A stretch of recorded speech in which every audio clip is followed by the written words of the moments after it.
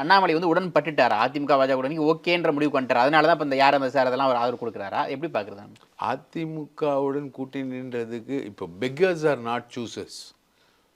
நான் வந்து பிச்சை எடுக்கிறேன், ஐயா சாமின்னு பிச்சை எடுக்கிறேன். எனக்கு நீங்கள் 5 ரூபா போடுவீங்க 10 ரூபா போடுவீங்கன்றதை வந்து நான் சூஸ் பண்ண முடியாது. ரைட்டா?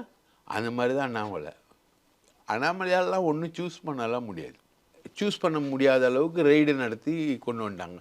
எடப்பாடியும் அதுக்குள்ளேருந்து சூஸ் பண்ண முடியாது. எடப்பாடிக்கும் ரெய்டு யார்? சேலம் இளங்கோவன் ரெய்டு உயர்ந்ததுக்கு. புரியுதுங்களா? எடப்பாடியும் கொடநாடு இருக்குது.